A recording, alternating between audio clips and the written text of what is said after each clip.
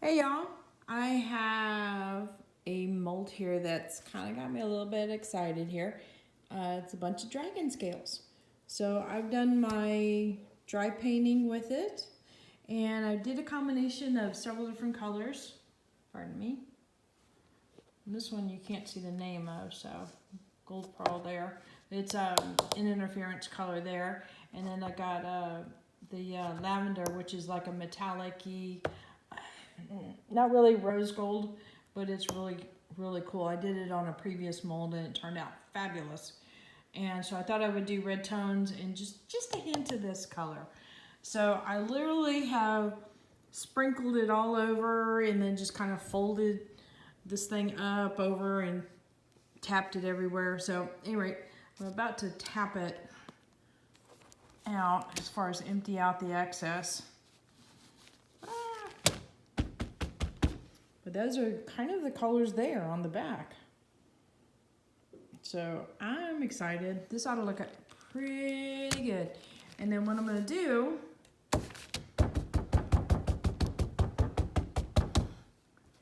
is use some excess resin to fill this guy up.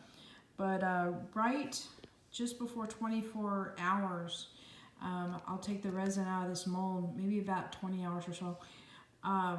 And then that way I can shape it and trim it to fit inside a little platter I have.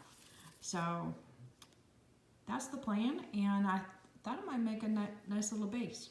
So we'll see how this works out later. Okay, so it's been about 18 hours for the dragon scales, and I believe it should be fine as far as removal from the mold. I've gone ahead, this is the I guess little platter bowl that I'm going to be using. You can tell it's a lot smaller than the other ones. And what I did is I cut a template out of just some paper that I had laying around, and it'll fit inside rather nicely. So I did a dry fit to make sure it would sit in. Now, granted, the template's a little bit bigger than the scales, and I knew to expect that. But I still want to do it anyway. And what I'm going to do here is I'm going to have them get a little rough on this end and this end and this end, but go ahead and have it go the shape on this side, and I'm okay with that because I think that fits a lot better than having it either like on the corner there or just one side or something like that. So that's what I'm going to do.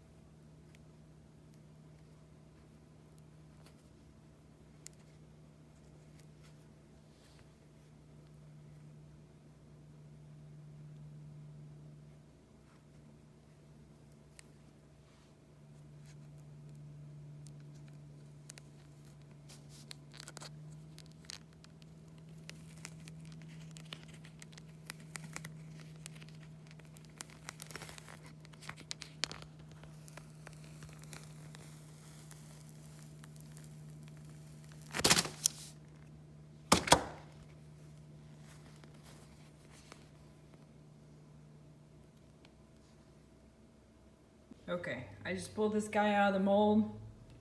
Let's see if I can get to focus. I am super stoked. This is cool.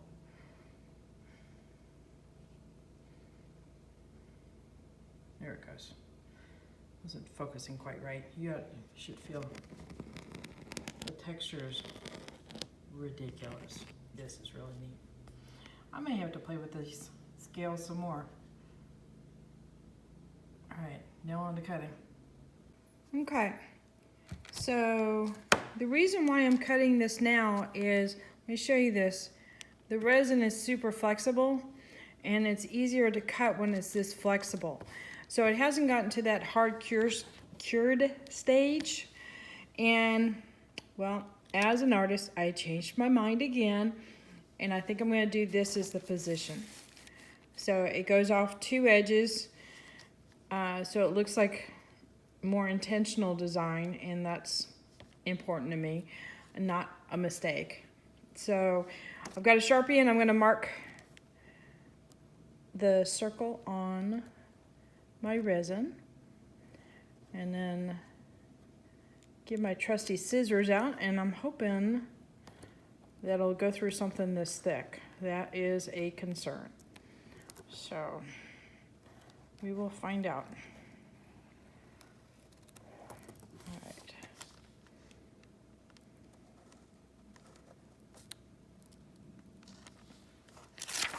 All right, that's drawn out. All right, wish me luck. I'm gonna try this little small area first to see if it goes through okay. Yay. So a friend of mine and I were working on a piece, a project, and we decided to do some resin scales, like individual scales to be sewn onto a piece. And I did some drops on a piece of parchment paper, and we went and did some cutting of some of the shapes, and also some hole punches so that we could sew these things on. Well, if resin gets to the point of hard cured, it makes that task very, very difficult. You almost need a drill press in order to get the holes in. So I don't recommend it when it gets to that hard cured stage, doing it by hand. You will need some good old-fashioned hardware tools to get that job done. So be mindful of that. All right, there's that. Did I draw that line in? I did, but it's hard to see. All right.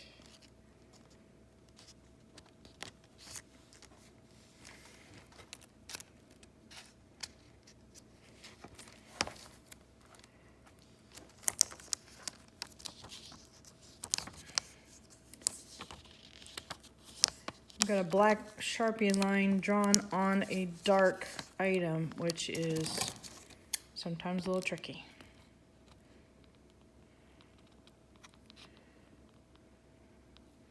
So I can see part of it. This kind of helps me shadow the line and make it a little easier for me to see it.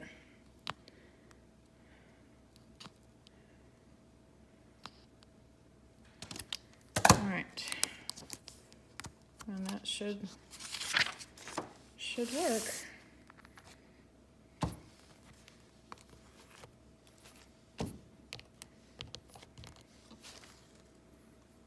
Yeah, and I think that's a good curve. I'm happy with that. Yay. All right.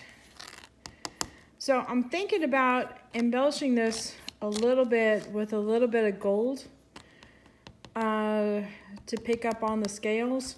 Maybe what I can do is brush, like get some of the pigment powder, get on my fingers. You know how when you pick up you get almost like a little bit of a residue like on your fingers, and I might do that, like dip it in, rub it around, and then just do almost like a dry brushing on the surface and see if I can get some highlights on these scales to get them to show up a little bit more before I put the next resin coat on it. In fact, I might even go as far as doing a spritz seal on top of that dry brushing. So let's get some gold out and see if we can do that. Let's see.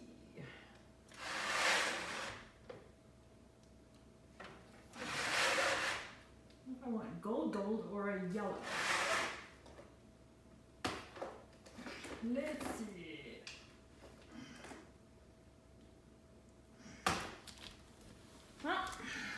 All else fails. This is one way to do it. All right, I'm gonna zoom in a little bit, make it a little easier to see what I'm going to be attempting to try. All right, I got some sparkle yellow from Artist Sue, and literally I'm going to be dabbing it with my finger, and you see how it transfers? And I'm just going to try that. It does pick it up. You just keep rubbing it. Nice scales. Nice scales. Say nice things to your dragon scales.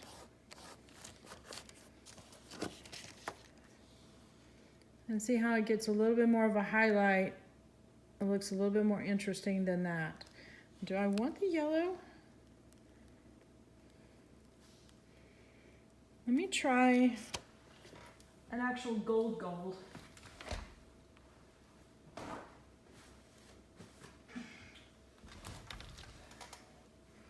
And see which one I like better.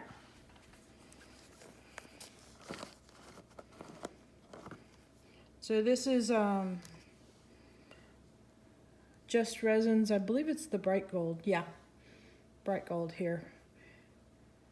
Super sparkly. All right, again, we're dabbing a finger, and I'm just dabbing my same finger in. Shh, don't tell anybody. Okay, let's see. And I'm gonna do a section right next to the yellow, so that way I can get a little bit of a comparison. Now, I brush it on super, super lightly at first, and the reason for that is I don't want a heavy deposit on one scale and then too light around everywhere. So I want a light everywhere, and then I just go back over and over, and so that way everything builds up about the same level. All right, now I'm gonna go over the yellow just a little bit and see. Sometimes 2 layers is better than 1. Let's see if I can get light on here just right. Okay, so that's the yellow, and that's the gold.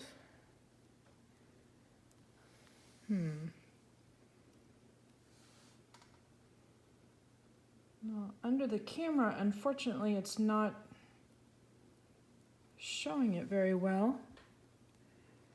But there's a little bit area right in here that's the metal where it shows it having a little bit of the yellow and a little bit of the gold. And I kind of like both. So that's what I'm going to do. Of course, 2 layers takes a little bit longer, but that's okay. We're playing, and I'm going to play well. All right.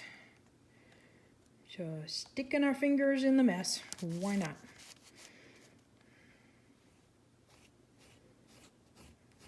Very lightly.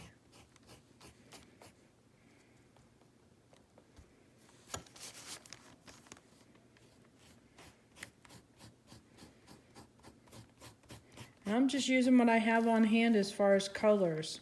So this is also something you guys can do with whatever you have at home.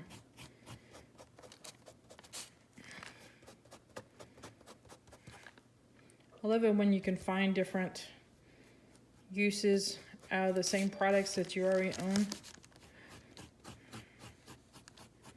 In other words, get more bang for your buck.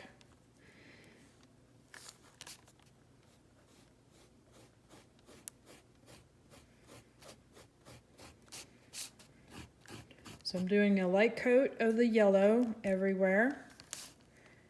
And then I will, see how I started in that one spot? It was a little heavy. And so it came off in that one zone heavy. So now I'm trying to blend it in by blending in the surrounding areas so it doesn't stand out so bad.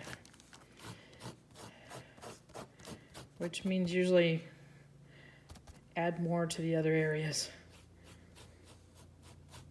And that's exactly what I'm doing.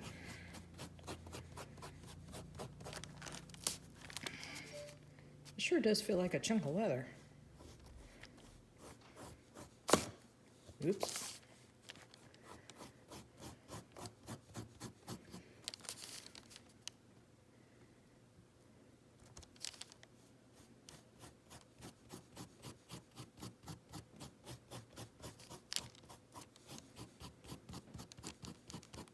And I'm okay with them not looking identical.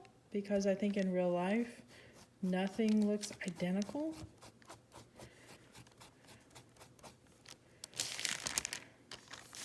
Like even hair, you know, changes colors.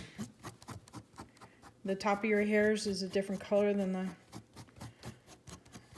the hairs on the end, or even the hairs in between, closer to the scalp, that kind of thing. All right, there's that yellow. Put that to the side and pick up a little gold. Tap that in a little bit too much, and now I've got gold powder in the air.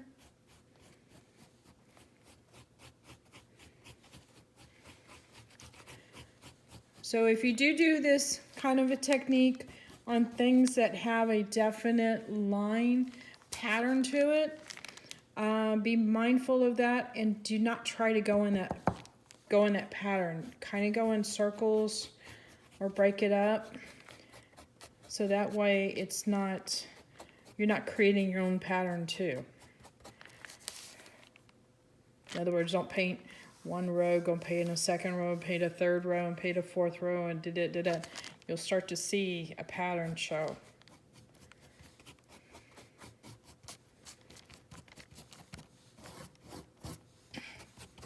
In one area got a little bit too gold.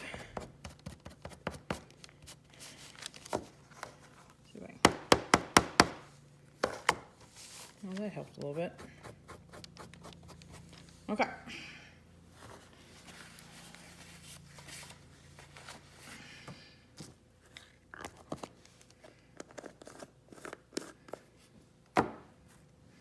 So what I'm going to do now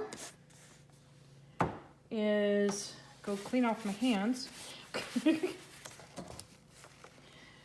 But I'm going to mix up some resin. I'll handle this carefully. I'm going to put a little bit of a coat. Oops, let me see if I can zoom out again. Is it going to let me? No. Okay. So I'm going to pause. Okay. Start back up again. All right, so remember this pan here? First off, I'm gonna clean this out. Then I'm gonna get some resin, put a little bit of a coat of resin on there, stick my little leather bit of dragon scales in it. Let that set up for a little while. I'll be working on some more project, and then I'll put some more resin on top of it. So the resin on the bottom, I want to make sure it bonds really good to the dragon scales first, and then before I put any more on top of it. So that's kind of the general plan for right now. So I'm going to get set up, get some resin mixed up, and we'll continue this later. Hey everyone, watch as I play with my new silicone mold that is full of dragon scales. Create some with some dry painting, and then we're going to put them in one of these really small little pans here, enamel pans. This should be fun. Hang on. Okay, on to the next step. I'll put a little bit of resin on the base of this for adhesion.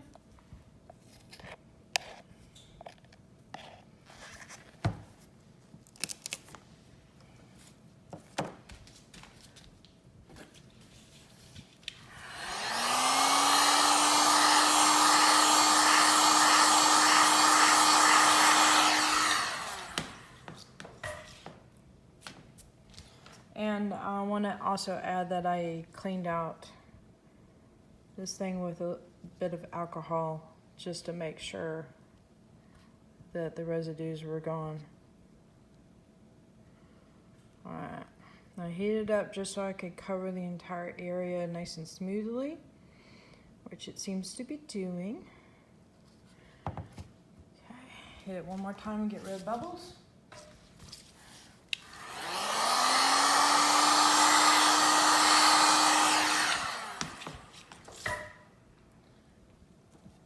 Okay.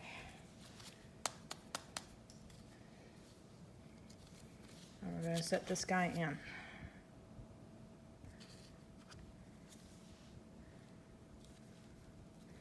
I'm just going to tap it down just to make sure it's making good contact with it for now. Oops, sorry about that. I bumped the camera. All right, so I have a couple more projects projects to work on. So I'm gonna put this to the side and continue on. Later. Okay, this guy's been sitting a little bit just to give the resin a chance to thicken. And I'm gonna add some more resin on top.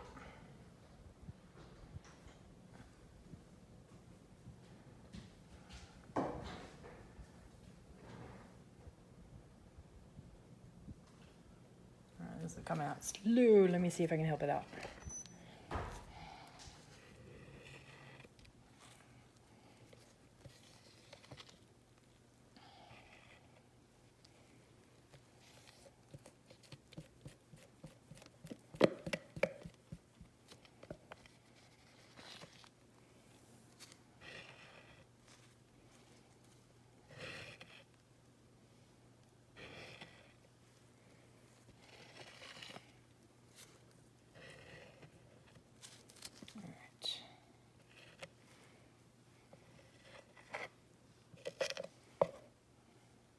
Oops. All right, put that off to the side. Let me heat that up and move that around a little.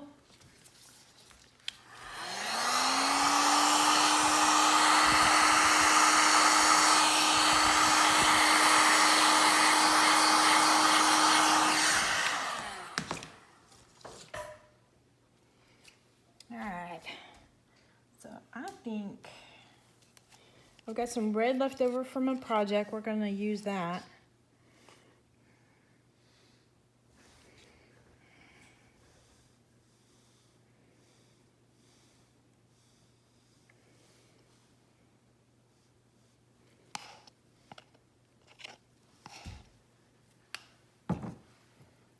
And then kind of a reddish metallic, and this is left over from the scales themselves.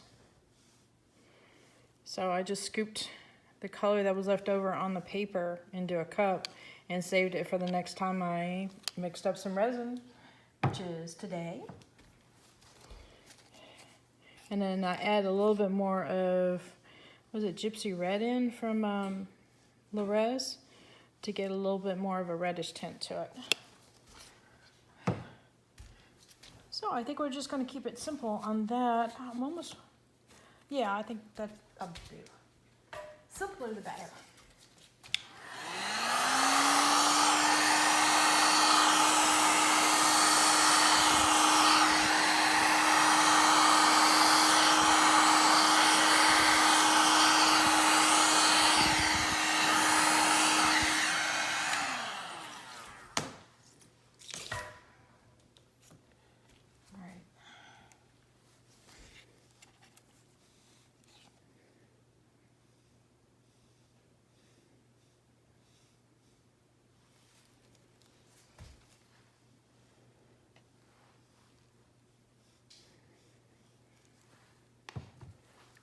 What I'll do here is just move this red around.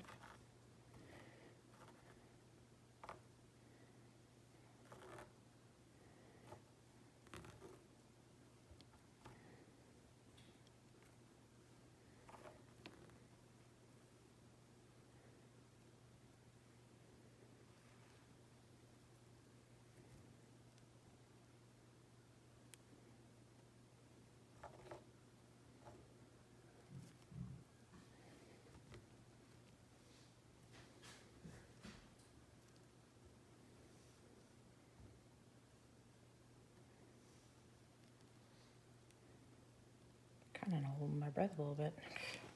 All right.